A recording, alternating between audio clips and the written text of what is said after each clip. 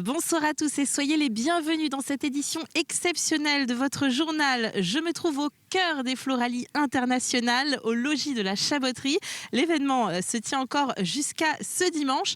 Je serai tout à l'heure en compagnie de Josiane Coupry, la secrétaire adjointe du comité d'organisation des Floralies internationales. Nous ferons avec elle un petit peu le tour de cet événement et nous parlerons notamment des designers fleuristes. Mais tout de suite, commençons par l'actualité. Et l'actualité aujourd'hui tient en un mot joie. C'est le nom de cette belle opération qui s'est déroulée à l'école La Source à la Chapelle-Achard. Joie pour Jeux Olympiques intergénérationnels école, une journée d'activité entre élèves et seniors de l'association de retraite active de la commune. Un bien joli moment capté par la caméra de Mathis Pires. 3, 2, 1, c'est parti! Top départ pour ces élèves de CM2, une journée sous le signe de l'olympisme, 6 épreuves inspirées des JO et chacun représente son pays. C'est la Jamaïque, parce qu'on est sportif. C'est le Canada. La Jamaïque, c'est sportif. Une bonne occasion pour eux de faire du sport. Je me dépense et je rencontre des gens et je trouve que c'est important pour la santé.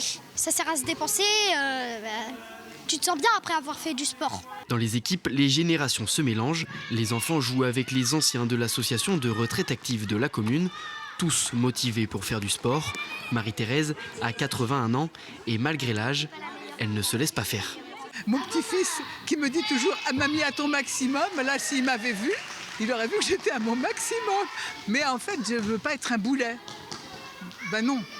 Donc oui, je m'accroche. Le mot d'ordre de la journée, s'amuser, mais aussi découvrir les valeurs des Jeux Olympiques et Paralympiques. Ce projet, on l'a appelé Joie, Jeux Olympiques intergénérationnels école.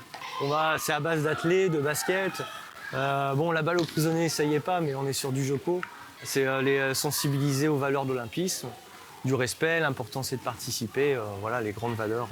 À la fin de cette journée de compétition, c'est la Norvège qui remporte le plus d'épreuves.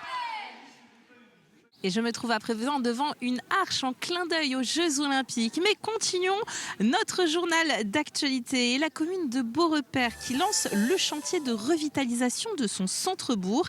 Il a pour ambition d'améliorer le cadre de vie tout en préservant le patrimoine. Ce projet comprend 3 volets. La construction d'un bar, la piétonisation et la végétalisation de l'espace Saint-Laurent, ainsi que la restauration d'un clocher.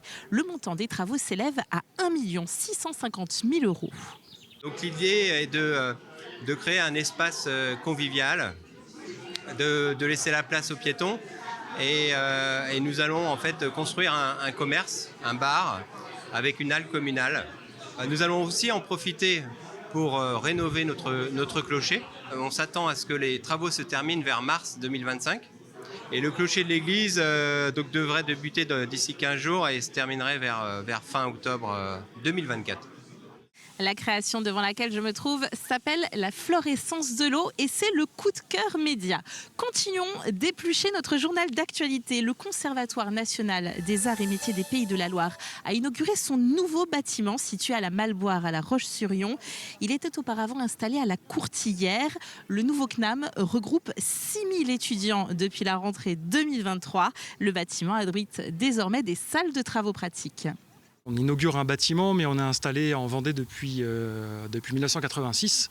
Donc c'est plutôt un changement d'échelle pour nous. On s'agrandit, on offre aussi à nos élèves plus de place et puis une capacité pour nous d'ouvrir de nouvelles formations. On a saisi cette opportunité, cette chance en fait, de pouvoir former plus sur certains sujets, des sujets qui nous tiennent en particulier à cœur en Vendée, parce qu'on a des sujets de prédilection qui tournent autour de l'énergie, de la gestion des entreprises, la conduite du changement. Donc c'est des sujets importants parmi d'autres. Et on continue notre promenade aux Floralies internationales. Je me trouve maintenant devant les Jeux d'enfants, un tableau où il y a énormément de choses à voir. Il y a beaucoup de monde aujourd'hui en ce vendredi après-midi. Mais continuons le journal d'actualité avec un anniversaire, celui de Grondin Marine, une entreprise familiale spécialisée dans la motorisation marine. Implantée dans les principaux ports du nord-ouest vendéen, l'entreprise se porte au-devant des innovations, notamment avec des projets de développement moteur fonctionnant à l'hydrogène. Et jusque dimanche se déroule la première édition de la Biennale de la danse des Sables d'Olonne, un festival artistique porté par la compagnie Arti qui regroupe professionnels et amateurs. Du hip-hop à la danse contemporaine, 22 spectacles sont au programme. La Biennale de la danse, c'est un temps de partage de danse qui s'adresse à tous les passionnés de danse, d'art en général. C'est un festival à 3 temps qui a une dimension artistique, scolaire, mais aussi tournée autour de l'art et la recherche. La danse, elle peut être, il y a différentes visées, elle peut être poétique, elle peut être axée sur une dimension virtuose. Voilà, c'est tout ce qui, tout le paysage qui gravite autour d'elle et en elle. Je me trouve à présent au quartier des designers floraux où Josiane Coupry m'a rejointe. Vous êtes la secrétaire adjointe du comité d'organisation des Floralies Internationales. Bonjour et merci d'être avec nous. Bonjour. Bien. Alors, on est en plein soleil. Il y a des démonstrations derrière nous. Qu'est-ce qu'il est en train de se passer là? Expliquez-nous. Alors, ce sont des designers qui sont venus travailler, montrer leur savoir-faire.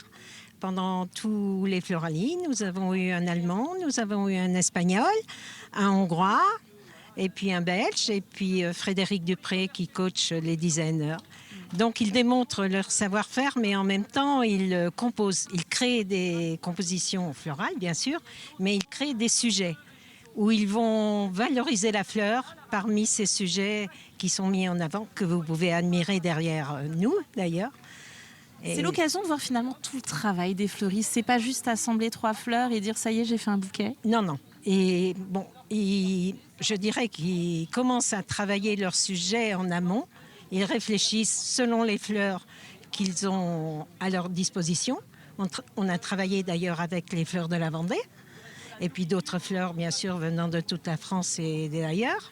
Et vraiment, quand on les voit travailler avec la minutie qu'ils ont, le recul aussi par rapport à une fleur et la mise en avant et la mise en valeur de cette fleur sur leur support, je crois que c'est beaucoup admiré par les visiteurs et beaucoup apprécié aussi par la profession. Ils ont besoin de cette reconnaissance, les fleuristes.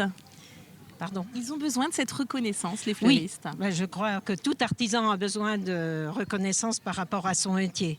Et c'est vrai que la fleur, disons qu'on a l'opportunité, c'est une valeur cordiale, conviviale, ça fait plaisir, c'est un anti-stress un petit peu. Et les gens sont vraiment heureux de regarder les compositions florales. Et demandent des explications en plus. Ouais. Alors vous êtes l'ex-présidente d'Interflora France et vous avez participé, je crois que c'est 5 fois au Floralies International en tant que prestataire. Voilà. Comment est-ce qu'on voit les choses finalement d'un côté et de l'autre du stand? Oui, c'est différent. Avant, bon, mon but c'était de valoriser le métier de fleuriste à travers des concours, à travers l'Oscar des jeunes fleuristes, la Coupe de France, qui appartenait à la Fédération des fleuristes, organisée par la Fédération.